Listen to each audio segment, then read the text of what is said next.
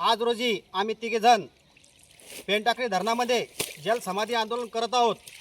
वारंवार आम्ही प्रशासनाला येते जवळजवळ 3 वर्षापासून हा लढा आमचा सातत्याने चालू आहे। त्यामध्ये आम्ही तिघेजण मागच्या जून महिन्यामध्ये सुद्धा आम्ही इथे जलसमाधी आंदोलन केलं होतं। त्यामध्ये सुद्धा हाच विषय होता की जी काही सारशिवची 60 जागा हिंदू स्मशानभूमीसाठी राखीव आहे, परंतु त्यावरती अतिक्रमण केलेलं आहे तो व्यक्ती आहे प्रल्हाद कचरू शेजूळ। आंदोलन करणं हा काय गुन्हा आहे का मला सांगा। आम्ही तिघेजण सातत्याने समाजहिताच्या कामासाठी लढत असतो, परंतु प्रल्हाद कचरू शेजूळ नावाची व्यक्तीने रात्री आमचे मित्र मनीष जाधव यांच्या घरावरती 10:30 वाजेच्या दरम्यान हल्ला चढवला। आज माझे मित्र अपंग आहेत आणि माझंही गावामध्ये राजगुरूचं घर एकटं आहे आणि माझे मित्र पंकज वाघ हे सुद्धा एकटेच। फक्त आम्ही तिघे समाजहिताच्या कामाच्या मागण्या ज्या आहेत, गाव लोकांच्या ज्या मागण्या त्यांच्यासाठी आमचा लढा चालू असतो। तर ही लोकशाही नसून प्रल्हाद कचरू शेजूळ ही दडपशाही करण्याचा प्रयत्न करत आहे। तरी माझी पोलीस प्रशासनाला आग्रहाची विनंती आहे की याच्यावरती कठोर ते कठोर कारवाई करण्यात यावी।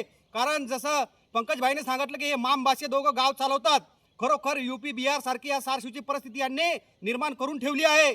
तर माझी प्रशासनाला परत विनंती आहे की प्रल्हाद कचरू शेजूळवरती कठोर कारवाई करण्यात यावी। कारण सर्वात जास्त जर अतिक्रमण कोणी केलं असेल शासकीय जागेवरती तर ते केलेलं आहे प्रल्हाद कचरू शेजूळने। आज शाळा बघायला जा, शाळाच्या खिडक्या सुद्धा उघडत नाही।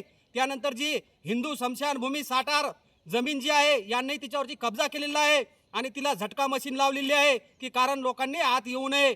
आज जर सारशिव गावामध्ये कोणी जर वारलं तर सगळ्यात मोठा प्रश्न निर्माण होतो की त्याला आपण जाळावं कुठं। ठीक आहे, ज्याच्या जमिनी जवळपास आहे ते लोक त्यांच्या जमिनीमध्ये नेतात, पण आमच्यासारख्या गोरगरिबांना काय करायचं? ते प्रेत कुठं जाळायचं? या प्रशासनाच्या दारात जाळायचं आहे का? हे मला तुम्ही सांगा। तुम्ही प्रत्यक्षात पाहणी करा। आज रोजी त्याच्यावरती त्यांनी जांबाचा मळा तयार केला का तर माझी जागा निघू नये, परंतु ही शासकीय जागेवरती त्यांनी अतिक्रमण केलेलं आहे। तरी प्रशासनाला माझी विनंती आहे, जोपर्यंत ते अतिक्रमण निघत नाही, जोपर्यंत झटका मशीन निघणार नाही, तोपर्यंत आम्ही तिघे जण आमचे जीव गेला तरी चालेल, परंतु ह्यावेळेस आम्ही उठणार नाही। बार आम्हाला तेच करायचं काम, हे तुम्ही परत तेच काम करायला आम्हाला बळी पाडू नका। आज रोजी आमचे किती आंदोलन झाले, किती उपोषण झाले, आम्हाला कामं नाही का, संसार नाही का? इन्कलाब जिंदाबाद, इन्कलाब जिंदाबाद।